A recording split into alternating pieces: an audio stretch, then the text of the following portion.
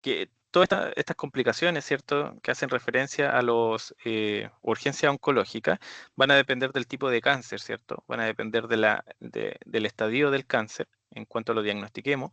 Y muchas veces, más que una complicación, una urgencia de la neoplasia como tal, van a ser la puerta de presentación de la neoplasia, ¿ya? Porque hay neoplasias que son un poquito, o cánceres que son un poquito más difíciles de diagnosticar, ¿ya? Y que obviamente, como dice su nombre, son urgencias, o sea, hay que hacer cosas rápido, ¿ya? Porque el paciente se puede morir, de hecho, de esto, ¿ya? Oh, ya, aquí tuvo un exceso de animaciones. Por el número de casos, ¿cierto? Muchos médicos van a presenciarlo en algún momento de la vida. Yo creo que, no sé, en realidad, no, yo nunca he visto, o sea, la única que he visto como tal en los pacientes con leucemia o con linfoma es la lisis tumoral, ya es la que más frecuentemente he visto, pero hay otras que también son igual de frecuentes. Yo por lo menos nunca la he visto, así que si algún día la ven, sáquenle fotos, sobre todo al edema en esclavina, ¿ya? O al síndrome de vena cava superior, que ese es el nombre real, porque en realidad es raro dentro de todo, ¿ya?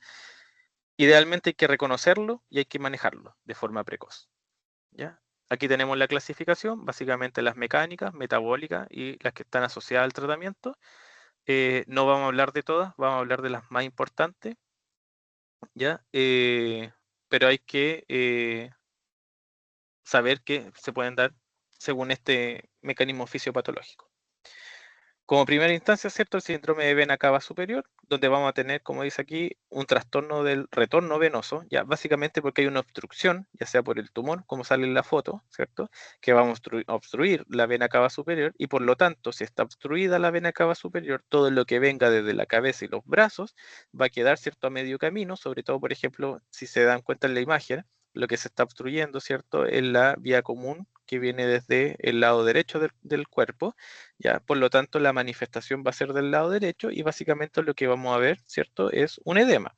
Es mucho más frecuente en los cánceres como el pulmón, los linfomas de no Hodgkin, porque no sé si recuerdan que hacen estas masas que son mediastínicas, ¿ya? Y algunos tumores mediastinales, ¿ya? Creo que habíamos hablado de los tipos de tumores que generan masas en el mediastino, ¿ya? Que eran los teratomas, los linfomas, ¿cierto? Los cánceres tiroideos, algunos, ¿ya? Que tienen que saberlo. En cuanto a su sintomatología, un poco más de lo que les dije, el curso es insidioso, a veces uno no lo logra percibir, sobre todo en pacientes, por ejemplo, que tienen insuficiencia cardíaca, ¿ya? Porque obviamente lo vamos a confundir con una ingurgitación yugular, pero que obviamente van a ir empeorando hasta que en algún momento se forma un edema que como sale ahí en el cuerpo hay dilatación venosa, ¿cierto? Sobre todo a nivel del tórax, y el edema que es como una esclavina, de hecho por eso el nombre es como edema en esclavina. Ya, vamos a tener esta plétora facial, ¿cierto? El edema en la cara, en cuello, ¿ya? Vamos a tener estas distensiones venosas que son las que le habíamos mencionado, no solamente a nivel de la yugular, sino que también a nivel de las ramas colaterales, a nivel de las extremidades superiores, sobre todo a nivel de la extremidad superior afectada. Si es bilateral, ambas; si es unilateral, la que está afectada con el tumor, ¿ya? En ocasiones también pueden haber algunos trastornos de sangrado, como la epistaxis, perdón, epistaxis, la hemoptisis, ¿cierto? Y por la misma compresión que se puede generar, no solamente a nivel vascular, porque acuérdense que la masa va a estar expandiéndose para todos lados, también puede generar disnea, tos, estridor, porque acuérdense que también se puede afectar el nervio laringo recurrente, ¿ya? Entonces puede generar alguna complicación mayor. Dolor de cabeza, porque va a disminuir, ¿cierto? O va a estar bloqueada de cierta manera ¿cómo se llama? El flujo normal sanguíneo o el retorno sanguíneo venoso a nivel de la cabeza. Por lo tanto, va a haber un aumento, ¿cierto?, de la presión intracraneal también, que va a estar de ciertamente yugulado por el territorio contralateral, ¿ya? Pero obviamente igual va a existir, ¿ya? Letargia y algunas alteraciones conductuales dadas por lo mismo.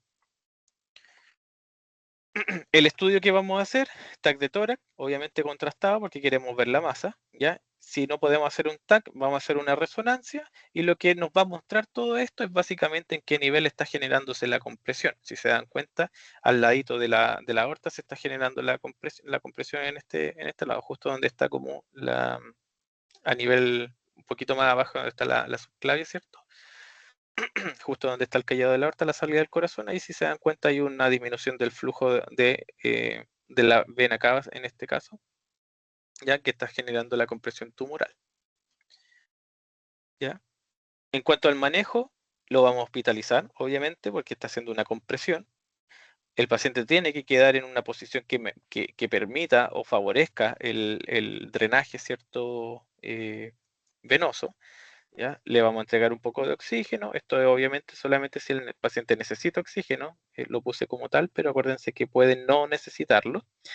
Y le puse dos asteriscos a la parte de los diuréticos porque en realidad no es que no sirvan, pero no tiene un mayor beneficio. Porque aquí el problema no es que el paciente tenga una sobrecarga de volumen, como es el caso del paciente con una insuficiencia cardíaca, ¿cierto? Donde el volumen es el que está generando el problema. Aquí lo que ocurre es que hay un drenaje que es inadecuado, ¿ya? Porque algo está comprimiendo alguna zona.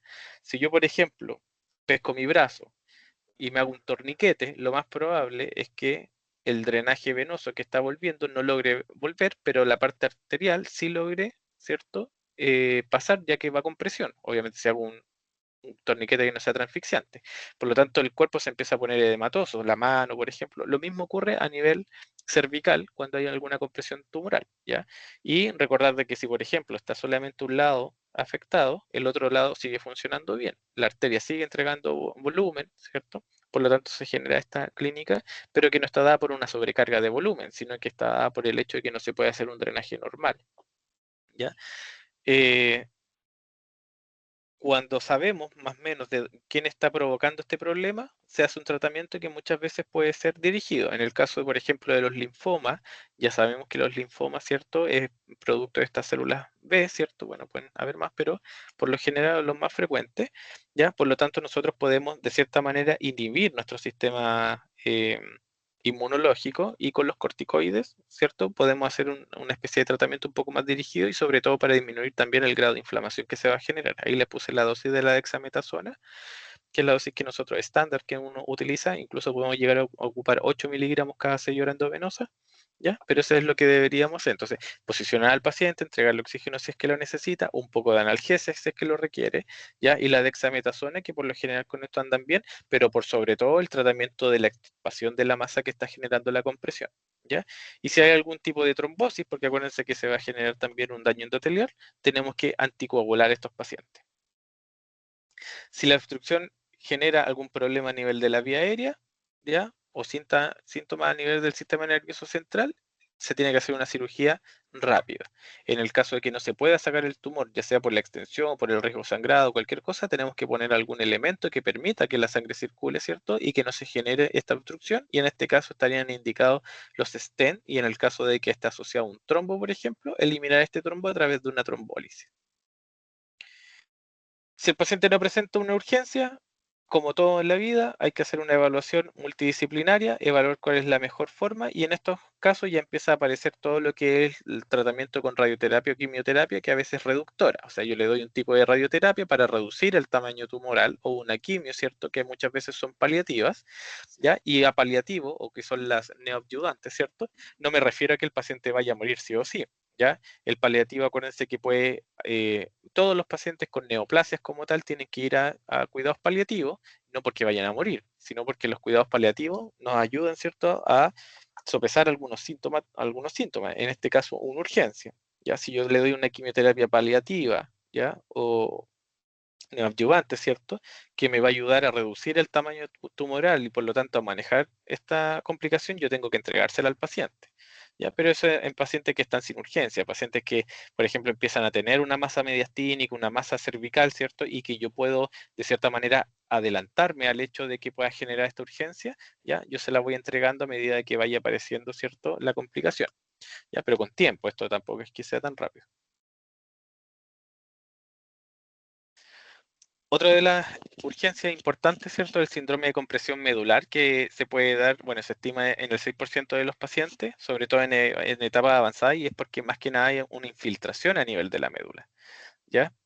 Por lo general, como dice ahí, son secundarias, sobre todo a metástasis de cuerpos vertebrales, pero también puede ser propio del sistema nervioso central. La mayoría de las veces son metástasis pulmonares, ¿cierto? De mama, sobre todo, que van a hueso, a nivel de próstata, que también dan a hueso, los mielomas múltiples como el plasmocitoma, no sé si lo recuerdan, y los linfomas no Hodgkin, ¿ya? Y básicamente lo que ocurre es que hay una infiltración, ¿cierto?, a nivel de esta cavidad, ¿ya? infiltra el tumor y lo que termina generando es que se aplasta la médula y el paciente empieza a hacer todos estos síntomas que son de paresis, ¿cierto? Parestesia, y que obviamente lo pueden dejar inmóvil.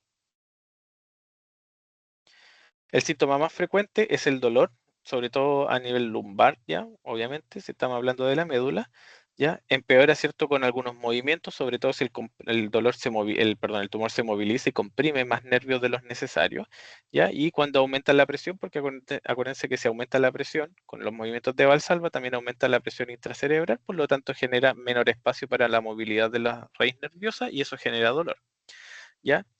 Como les dije recién, se pueden agregar algunos déficits focales motores, sensitivos y también autonómicos, entonces a veces los pacientes presentan algún grado de disautonomía, ¿ya? Y eso es importante, fiebre, eh, hipotensión, hipertensión, taquicardia, bradicardia, lo que se le ocurra. Lo vamos a estudiar con resonancia, ¿cierto? A nivel de la columna y de segunda línea el TAC, más que nada porque no nos va a mostrar todo lo que tenemos que ver, sobre todo a nivel de tejidos blandos, como la resonancia.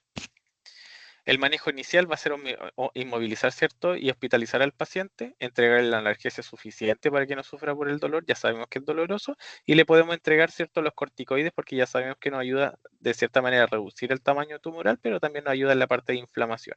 Y esto, que es importante, aquí intervienen hartos equipos. ¿Ya? Aquí les puse neurocirugía y oncología, pero también puede intervenir traumatología. ¿Ya? Yo una vez tuve una paciente con un síndrome de compresión medular asociado a fracturas patológicas y el que la operó fue un traumatólogo para que la paciente lograra la sedestación y estuviera sin dolor. ¿Ya? Entonces, por eso a eso yo me refiero con un equipo multidisciplinario. Ahora, si tiene una afectación no solamente extrínseca de la médula, o sea, me refiero a la región vertebral, sino que ya tiene compromiso medular, ahí por lo general los que se meten son los neurocirujanos. ¿Ya? Oncología, obviamente, porque nos ayudan a reducir la masa tumoral y a tomar la mejor intervención posible. Muchas veces estos pacientes no van a sobrevivir, ya tienen una esperanza de vida que es mucho menor al resto, pero eso no significa que tiene que morir con dolor por las metástasis, por las compresiones que se están generando, perdón. Las metástasis cerebrales, que es lo que van a generar en realidad una hipertensión endocraniana, que es una de las metástasis más frecuentes, ¿cierto?, a nivel del sistema nervioso central, ¿ya? Están involucrados nuevamente el cáncer de pulmón, de mama, ¿cierto? Y los melanomas malignos. A veces los melanomas debutan, ¿cierto?, con metástasis que son cerebrales y obviamente repercute sobre todo en la gravedad y el pronóstico del paciente. Y lo que genera esto es que hay edema, ya sea por obstrucción, ¿cierto? Por fuga capilar, porque aumenta, ¿cierto?, la permeabilidad a nivel de los vasos sanguíneos, ¿ya? Y lo que genera, acuérdense que el cerebro la cabeza es un componente cerrado, una cavidad cerrada, ¿ya? Que está rodeada por el cráneo. Y cuando nosotros hablamos de hipertensión endocraniana, tenemos tres elementos. El cerebro propiamente tal como una masa, ¿cierto? Tenemos los vasos sanguíneos que entregan un fluido, ¿ya? Y también tenemos el líquido cefalorraquídeo. Cualquiera de estos elementos que aumente su tamaño va a generar un desplazamiento de los otros elementos, de los otros dos, pero hasta cierto punto, que es donde se puede autorregular el cerebro. Si yo comprimo, ¿cierto? Si yo aumento, perdón, mi masa cerebral, ya sea porque se hinchó, ¿cierto? O porque hay una masa, ¿cierto?, que se está generando, en algún momento el cerebro no es que crezca, pero va a aumentar su volumen, ¿cierto?, por esta masa, y en algún momento va a generar compresión. Y al haber compresión, va a intentar drenarse un poco más del líquido cefalorraquídeo o disminuir la cantidad de sangre, ¿cierto? Pero en un momento ya no se va a poder solapar esto y va a empezar a generar aumento de las presiones, de la presión intracraneana o PIC, como se denomina, ¿ya? Por lo tanto, va a generar esta sintomatología de una hipertensión endocraniana. Se va a manifestar como bradicardia, ¿cierto? Hipertensión, ¿ya? Perdón, hipotensión con bradicardia, ¿ya? Entonces, ahí uno lo puede ir viendo, cambios conductuales, compromiso de conciencia, ¿ya? Que es lo que más se ve. En un inicio, ¿cierto? Vamos a ver que comienza una cefalea, ¿ya? Y así es como se va a presentar y obviamente hay que sospecharla, sobre todo en pacientes que tienen una neoplasia primaria en algún otro lugar, como las mamas o pulmón, ¿ya? Según la ubicación del tumor, ¿cierto? Puede aparecer signos focales, incluso convulsiones, sobre todo si la metástasis está a nivel de la corteza. Si están en la corteza, por lo general los pacientes debutan con convulsiones, ¿ya? Puede asociarse también a inestabilidad de la marcha, deterioro cognitivo, cualquier tipo de manifestación dependiendo de dónde se encuentre la metástasis, ¿ya? O el tumor primario, también puede ocurrir. A medida que progresa, ¿cierto? Va a haber mayor compromiso de conciencia e incluso el cerebro se puede herniar, ¿ya? A nivel del agujero occipital, ¿cierto? Puede generar una herniación y obviamente ya el paciente se enclava y muy poco sobrevive, ¿ya? Porque acuérdense que lo que les dije, es una cavidad cerrada, por lo tanto, si yo tengo un tumor y mi cerebro está buscando algún lugar, ¿cierto? Para expandirse, va a buscar cualquier lugar por donde pueda pasar y por lo general va a ser a través de los agujeros que tenemos por donde sale la médula, ¿ya? Por lo tanto, se termina herniando. En cuanto al manejo, ¿cierto?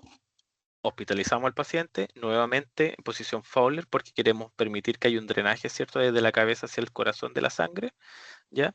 También vamos a utilizar dosis de corticoide aquí un poquito más altas, ¿ya? Vamos a utilizar, según la localización del tumor, algún tipo de terapia anticonvulsivante y esto, por lo general, estos pacientes van a ser manejados en UPC porque no van a tener un buen control por alteración a nivel del tronco, ¿cierto? De la parte respiratoria, del compromiso de conciencia como tal también. Por lo tanto, por lo general estos pacientes terminan siendo intubados. Los sedamos, ¿cierto? Vemos si es que necesita algún tipo de oxigenación y los vamos controlando según las metas de PIC para una PPC. La PPC es la presión de perfusión cerebral, ¿ya? Que básicamente lo que uno hace es, si es que le puedes poner algún elemento para medir la presión intracerebral, que son los captores de PIC, ¿ya? Lo haces dirigido. Si no, hay que asumirlo. ¿Y cómo se asume? Nosotros sabemos que la presión arterial media, ¿cierto? Idealmente, que es una fórmula que se calcula entre la presión arterial sistólica y la presión arterial diastólica, ¿ya? Es X, ¿ya? No la vamos a considerar todavía. Pero nosotros sabemos que la PIC, en su máxima expresión, ¿cierto? Debería ser máximo 20, ¿ya? Y la presión de perfusión cerebral es una resta entre la presión arterial media y la PIC, ¿ya? Lo normal para que el cerebro esté perfundido es que la presión de perfusión cerebral esté aproximadamente entre 70, ¿cierto? Y 90. ¿Ya? Eso es como entre 60 y 70 en realidad. Eso es como lo que uno espera para que haya una presión de perfusión cerebral normal. Entonces, cuando nosotros no tenemos un captor de PIC para estar midiendo la presión como tal, tenemos que asumir que la presión intracerebral es máxima, o sea, 20. Por lo tanto, para que nosotros tengamos, ¿cierto? Como les dije recién, la PPC es igual a la PAM, o sea, la presión arterial media, menos la PIC, ¿ya? Si nosotros queremos que la PPC sea entre 60 y 70, sabiendo que la PIC es de 20, nosotros deberíamos manejar en estos pacientes una PAM que esté aproximadamente entre 80 y 90, ¿ya? Porque si a 80 le restamos 20, da 60. Si a 90 le restamos 20, da 70. Por lo tanto, ahí ya tenemos la correlación clínica, ¿cierto?, de una PPC adecuada. Por eso a veces estos pacientes se manejan con drogas vasoactivas, ¿ya? Sin requerimiento. A veces pueden tener una PAM mayor a 65, que es lo que uno busca como objetivo, pero en estos pacientes el objetivo es mucho más alto, ¿ya? Porque si yo, por ejemplo, tengo este paciente con una PAM de 65, ¿ya? La PPC de ese paciente es de 45, o sea, muy por debajo de lo que yo necesito para que mi cerebro se perfunda. En condiciones normales, en un paciente que no tiene una hipertensión, ¿cierto? Que no es neurocrítico, ¿ya? Yo puedo mantener presiones de 65 porque el cerebro se autorregula. Hace vasoconstricción, ¿cierto? Para aumentar la presión de perfusión, ¿ya? Pero un cerebro dañado no es capaz de hacerlo, pierde esa capacidad, por lo tanto nosotros tenemos que entregársela. ¿Ya? Va a tener, ¿cierto? Una evaluación que es multidisciplinaria también. Vamos a utilizar cirugía para la resección tumoral, radioterapia, obviamente dirigida también por la parte tumoral, ¿cierto? Y en algunos casos seleccionados, sobre todo en linfoma, vamos a ocupar quimioterapia. En el caso del taponamiento cardíaco maligno, ¿ya? La mayoría de los derrames pericárdicos son leves, ¿ya? Y sobre todo asintomáticos y son en cánceres avanzados. Acuérdense que entre más despacito esté llenándose el pericardio, ¿cierto? Mucho más tolerado es, porque acuérdense que el pericardio se va expandiendo, en cambio un derrame agudo genera complicaciones agudas. ¿Ya? Pueden ser secundario a metástasis o secundario al tratamiento como tal, radioterapia, algunos efectos autoinmunes. Por ejemplo, en algunos cánceres, sobre todo hematológicos, ocupamos las antraciclinas, que son cardiotóxicas, ¿ya? Y estos también pueden generar tanto insuficiencias cardíacas como algún tipo de derrame. Van a tener como síntomas la disnea, la tos y el dolor precordial, ¿cierto? A medida que se vaya llenando y según la velocidad con la que se vaya llenando, ¿cierto?, el saco pericárdico. Y al examen físico vamos a tener hipotensión, vamos a tener las yugulares ingurgitadas, ¿cierto? Algunos pulsos paradójicos, ¿ya? Y los ruidos cardíacos que son apagados, que eso es una, bueno, en realidad una triada de Beck, parece que se llama la triada. Y ahí ustedes la buscan. ¿Ya? Pero lo podemos diagnosticar en base a eso y obviamente en un paciente con una neoplasia tenemos que sospecharlo. Los derrames pequeños y asintomáticos no requieren tratamiento. Los derrames grandes y que obviamente se hacen sintomáticos, que van a actuar como un taponamiento en realidad, necesitan poder hacer un drenaje de este líquido, que básicamente es una pericardiocentesis, o sea, pasar una aguja por a nivel de el apéndice cierto sifoideo, creo que se llama, a nivel por debajo del esternón, del sifoide, sí, en dirección hacia el saco pericárdico, ¿cierto? Uno le pone un trocar, una aguja y lo drena. Por lo general, igual uno lo puede hacer ecoguiado, ya antiguamente no, pero tiene riesgo de lesionar el corazón. Lo otro importante, ¿cierto?, es la hipercalcemia maligna, que por lo general se genera en estos cánceres avanzados, tiene una prevalencia de hasta un 30%, se asocia a mal pronóstico, obviamente, ya con mayor frecuencia, también en el cáncer de pulmón, sobre todo en el cáncer de pulmón de células no pequeñas, ya ahí tenemos el adenocarcinoma, acuérdense, tenemos el epidermoide, tenemos el de células gigantes, ya. Eh, Cáncer de mama, ¿cierto?, renal y el de próstata. También a neoplasias hematológicas como el mieloma y el linfoma, yo creo que se estaban poniendo atención, se les tuvo que haber venido el tiro a la cabeza al mieloma porque acuérdense que es parte de los síntomas CRAP. Vamos a ver algunos de estos síntomas, ¿cierto? Los vamos a confundir con algunos cánceres avanzados, ya como letargo, ¿cierto? La confusión, la pérdida de fuerza, ¿cierto? Náuseas. También vamos a poder encontrar estreñimiento, ¿cierto? Poliuria, polidipsia, ¿ya? Y obviamente, lo más importante, los trastornos a nivel del complejo cardíaco, ¿ya? De la parte del ritmo cardíaco. Lo que vamos a hacer y cómo lo vamos a diagnosticar es a través de una medición del calcio que va a estar elevado, ¿cierto? Vamos a medir también un PTH si es que no sabemos si el paciente tiene algún, alguna neoplasia, obviamente vamos a medir TPH dentro del estudio como tal, ¿ya? Pero que no va a ser relevante dentro de nuestra investigación. Cuando la hipercalcemia es severa, estamos hablando de mayor a 14, ¿cierto? Y sintomática, vamos a necesitar algún tipo de tratamiento y en este caso tenemos ciertas medidas que son iniciales, ¿cierto? Como suspender el aporte del calcio, suspender también los medicamentos que pueden aumentar el calcio como tal. En estos pacientes tenemos que hidratarlos. ¿Y cómo vamos a medir la hidratación? En base a la diuresis. Tenemos que hidratarlos para conseguir una diuresis entre 100 y 150 cc. En el caso que el paciente se empiece a congestionar, tenemos que darle volumen y aparte darle furosemida. Esta va a ser la única indicación que ustedes van a tener para tratar un paciente con agua y aparte con diurético, ¿ya?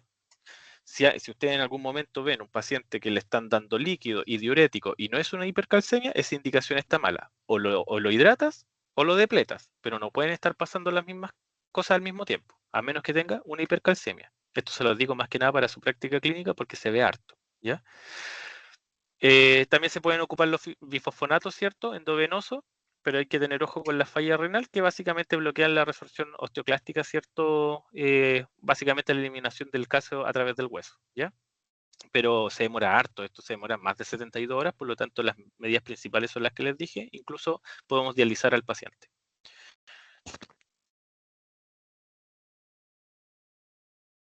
Tenemos algunos elementos biológicos, ¿cierto? Como el denosumab, que también nos ayuda harto, pero eh, son lentos también, ¿ya? Hay algunos otros que también se pueden utilizar, pero son o igual de lentos y también son caros, ¿ya? No están presentes tampoco en todos los hospitales. Podemos dejar también la calcitonina subcutánea, ¿ya? Que inhibe, ¿cierto?, los osteoclastos, mejora la excreción urinaria de calcio, pero obviamente entre más lo utilizamos, menos nos sirve por la taquifilaxis. Los corticoides también lo podemos ocupar, pero básicamente en algunas enfermedades como el mieloma y el linfoma, no en todas las hipercalcemias, de origen neoplásico obviamente, ¿ya? Y como les dije recién, estos pacientes por lo general los podemos dializar, obviamente dependiendo del contexto y qué se va a hacer. Si un paciente que yo le doy una esperanza de vida no mayor a, no sé, 2 o 3 semanas, está muy delicado, lo más probable es que no lo dialice, se va a morir en la diálisis, ¿ya? O si tiene algún trastorno de la coagulación como los que vimos anteriormente, no le voy a poner un catéter de hemodiálisis.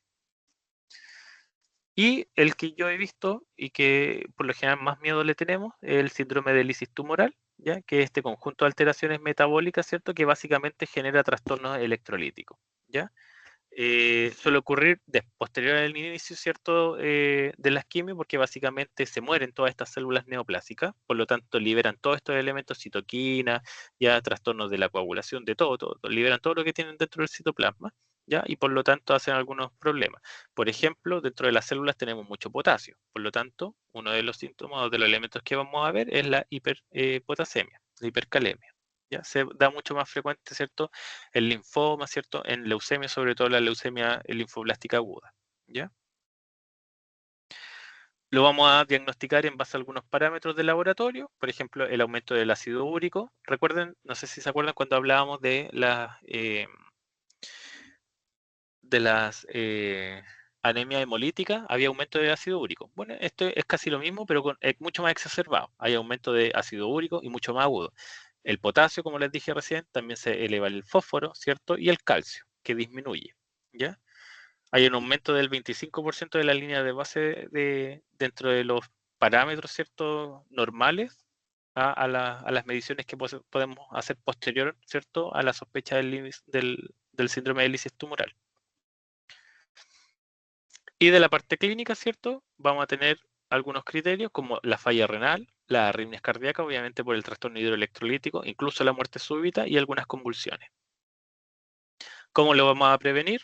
Hidratando al paciente previo a la realización del tratamiento. Por lo general, estos pacientes le dan, no sé, 3,5 litros cuando se están haciendo las quimioterapias, asociadas a furosemida para que no se congestionen y para prevenir de cierta manera esto. Le podemos dar también alopurinol, ¿cierto? Que nos ayuda a disminuir el ácido úrico, ¿ya? Y otros elementos que están ahí que obviamente van a estar asociados a la misma ideología, que es la disminución del ácido úrico. Monitorizarlo de forma continua, solicitando los exámenes. No todos los pacientes obviamente van a ir a UPC, si ya está instaurado el síndrome de lisis tumoral, por la gravedad van a llegar, pero no previo a esto. Si nosotros lo estamos sospechando como tal o estamos previniéndolo, no es que todos los tratamientos se vayan a hacer en UPC, lo van a hacer hospitalizados, pero no en una UCI, por ejemplo, en una UTI, ¿ya? Va a ser en una cama de hematología. Hidratarlo, como les decía recién, 3 litros, en tal que les damos 3,5, ¿ya? El manejo hidroelectrolítico que va a ser estricto, ¿ya? Y lo que les decía del ácido úrico. Para la hipercalemia, ya saben tratar la hipercalemia, me imagino, en el módulo de nefro se lo tuvieron que haber pasado, ¿ya? Y también para el manejo de la hiperfosfatemia. Otro de los elementos importantes es la neutropenia febril, que básicamente se puede dar tanto como la neoplasia como tal, acuérdense que se pueden hacer neutropenias, como también del tratamiento. ¿Ya? Va a depender obviamente del grado de neutropenia que tenga el paciente, el cómo se vaya a clasificar, ¿ya? Leve, moderada, severa, ¿cierto? De alto, de bajo o alto riesgo, que también por lo general se trata, ¿cierto? Y se denomina como neutropenia febril porque muchas veces no tenemos la causa, ¿ya? Y em, se habla también posterior a la quimioterapia donde se genera el nadir. ¿Ya? El nadir es donde la concentración de neutrófilos, donde más baja, que es aproximadamente a las 2 semanas post-quimio. ¿Ya? Entonces en estos pacientes siempre hay que tener ojo. ¿Ya? El riesgo depende de la gravedad y de la duración de la neutropenia. Entre más dure, tenemos que pensar en otros agentes, como en hongos, por ejemplo. ¿Ya? No tenemos que dejar de pensarlo. ¿Ya? Necesitamos un diagnóstico que sea precoz y un inicio rápido de los antibióticos porque obviamente estos pacientes se pueden morir y hacer una sepsis rápidamente. Lo que les había dicho, dependiendo la definición, ¿cierto? Neutropenia con neutrófilo o RAN menor a 500, ¿ya? O cuando están sobre 500, pero vamos que, no sé, en 2 días seguidos bajo 250, ¿ya? Y estaba en 1000 o 1500, podemos asumir que en 48 horas más va a seguir bajando, por lo tanto, también lo podemos tratar como una neutropenia como tal, asumiendo que va a seguir bajando, ¿ya? Acuérdense que casi siempre uno tiene que ser un poco más precavido y estar como más a la defensiva. Y que el paciente tenga fiebre, ¿ya? Obviamente, si es febril. Por lo general, el foco infeccioso se aísla en un 30%, por lo general tenemos un 30% donde se aísla un virus, 30% donde es bacteria y 30% donde queda como ¿cómo se llama? Una fiebre de origen desconocido, ¿ya? La microbiología es variable. Por mucho tiempo se pensaba que los gram positivos eran las causas más importantes. Hasta hace poco se descubrió que en realidad tanto gram positivos como gram negativos son igual de frecuentes. Eh, por lo tanto, hay que dar un tratamiento antibiótico que le pegue a los dos bandos, ¿ya? Y si el paciente ya estuvo hospitalizado o ha estado hospitalizado recientemente, con una estadía larga, ¿cierto? Hay que pensar en algunos elementos más resistentes, como pseudomonas, ¿cierto? O algún estafilo meticilino resistente, porque eso nos va a guiar obviamente la terapia. La historia clínica, ¿cierto? Siempre, historia clínica, perdón, como diagnóstico y el examen físico, y aquí tienen que buscarlo todo. La boca, masa, ¿cierto? Como les decía recién, dolores lumbares, ¿cierto? Un poco crónico, posterior al inicio de la quimio, porque puede tener algún problema en el psoas, siempre se esconden en el psoas, entonces tienen que buscarlo. Ya a nivel del pabellón auricular, todo, tienen que buscar todo en estos pacientes. El examen físico tiene que ser el mejor que hayan hecho en su vida en estos pacientes. ¿Ya? Y aún así, de repente no vamos a encontrar un foco como tal porque puede ser simplemente una bacteriemia, ¿ya? Lo que vamos a solicitar es un hemograma, obviamente, y cultivo de todo lo que se les ocurra, de orina, de sangre, de secreción, ¿ya? IFIs para virales, para buscar algún tipo de virus, ¿ya? De alguna secreción que tenga, todo lo tienen que buscar. Una vez que lo pensamos, ¿cierto? Le iniciamos el tratamiento antibiótico, ¿ya? El Hospital de Talca por lo menos tiene como un protocolo, esto se los digo porque mi trabajo final de beca fue de neutropenia febril de alto riesgo en pacientes con leucemia linfoblástica aguda, ¿ya? Entonces, sé que existe este protocolo, ¿ya? Hay poca investigación con respecto a esto, ¿ya? Pero lo que sí se sabe es que el paciente hay que tratarlo como tal, como una sepsis incipiente en realidad, ¿ya? Por lo general lo que dejamos es cefepime con amicacina. Y si el paciente estuvo ya hospitalizado o tiene algún otro riesgo, una neumonía, algo más identificable, uno puede dejar piperacilina con tazobactam, o si estamos pensando en gérmenes un poco más resistentes, vancomicina, imipenem, y cuando ya sospechamos de que es resistente a todo o cuantificamos que es resistente a todo, ya se empieza a agregar el colistin, por ejemplo, en el gram negativo, y o la anfotericina B, ¿cierto? En el caso de que sea algo fúngico, ¿no? O ECALTA. Las posibilidades, ¿cierto?, del manejo ambulatorio va a depender del paciente, por lo general pacientes con neutropenias de bajo riesgo con un foco identificado, pero no hay que soltarlo, ese paciente se envía para la casa y hay que controlarlo igual, ¿ya? Y sobre todo pacientes que pueden llegar fácilmente, que si se van a complicar van a llegar al hospital, ¿ya? Y que no van a tener ningún problema con eso y que no vivan solos, por sobre todo. Manejo hospitalizado, básicamente lo que le he dicho. Ahí mencioné el cefepime, ¿cierto? La piperacilina como un antiseudomónico. Los carbapenémicos también se pueden utilizar. Ya, pero va a depender de la sospecha que yo esté haciendo. Yo creo que esto lo tuvieron que haber visto en infectología. ¿Ya? Cubrir a los gram positivos, también a los gram negativos. ¿Ya? Si el paciente ocupa algún tipo de catéter, sospechar que puede estar asociado al catéter, ¿ya? Cuando sospechamos infección de catéter, lo que uno hace es pedir los cultivos de sangre periférica del catéter, y si se positivizan, o sea, si sale positivo y el catéter es positivo 2 horas antes que los hemocultivos periféricos, uno puede asumir de que bueno, ahí se hace el diagnóstico de una bacteriemia asociada, ¿cierto?, a catéter. En caso de hongos también, ¿cierto? Y algunas infecciones de piel. Terapia empírica, ¿cierto? Antifúngica, básicamente lo que les decía, sobre todo si es que los pacientes tienen esta neutropenia prolongada mayor a 10 días, hipotensión, ¿cierto? Algún cáncer que no está controlado, por lo tanto su sistema inmunológico está mucho más deprimido de lo normal, ¿ya? O si tiene afectación de muchos órganos y mayores de 65 años, ahí lo vamos a ir a sospechar. Y en el caso de los pacientes que no tienen vaso, y no solamente los pacientes con cáncer, sino que el paciente en general sin vaso, hay que hacerle tanto profilaxis, ¿cierto?, para prevenir estas infecciones por gérmenes encapsulados, como el streptoneumonia, ¿cierto?, la hemófilo influenza y la Neisseria meningitis, ¿ya? Entonces tienen que vacunarlos. Eso. ¿Dudas? ¿Preguntas? Esa fue la última clase. Fue esa última clase. Pero lo van a ver en oncología en cuarto, estoy seguro.